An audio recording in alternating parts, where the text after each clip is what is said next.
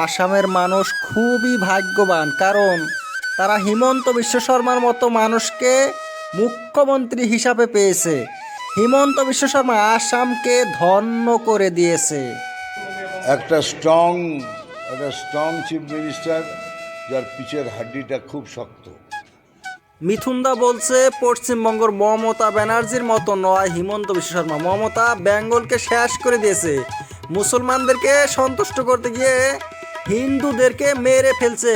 পশ্চিমবঙ্গতে রাষ্ট্রপতি শাসন শুরু হওয়া দরকার।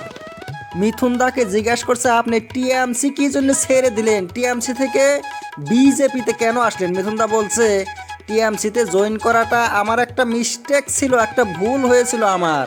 মিথুনদা আরও বলছে যে 6 বছর আগে যে মমতা ব্যানার্জি ছিল, সে মমতা ব্যানার্জি আর নাই। মমতা ব্যানার্জি আগে ভালো ছিল।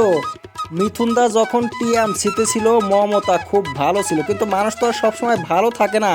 মমতা বদলে গেল, ওই জন্য মিথুনদা টিএমসি ছেড়ে বিজেপিতে জয়েন করলো।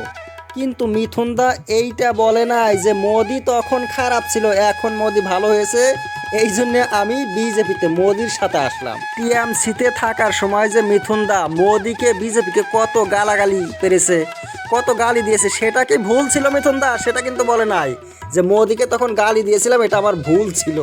হিমন্ত বিশ্ব শর্মাও তেমনই করেছে। হিমন্ত বলছে যে কংগ্রেস আগে ভালো ছিল, পরে খারাপ হয়ে গেল, আমি ওই জন্যে বিজেপিতে জয়েন করলাম। যাই হোক, মিথুনদার কি মাথায় খারাপ হয়েছে নাকি এই যে হিমন্ত বিশ্ব শর্মার এত প্রশংসা করলো, আসাম বলে ধন্য হয়েছে?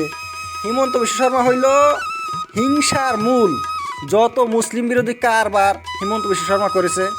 হিমন্ত যখন মুসলমানদের বিরুদ্ধে বলে, ল্যাকাম ছেড়ে দিয়ে বলে, এমন এমন কথা বলে না, কাজ যা করার তো করেই। আসলে কথা হয়েছে, নিজের পার্টির মানুষ সব সময় ভালো, আর যদি পার্টি বদল করা হইলো তাহলে ভালো পার্টিগুলো খারাপ হয়ে গেল, খারাপগুলো আবার ভালো হয়ে গেল। মোদি এখন ভালো, নির্দোষ।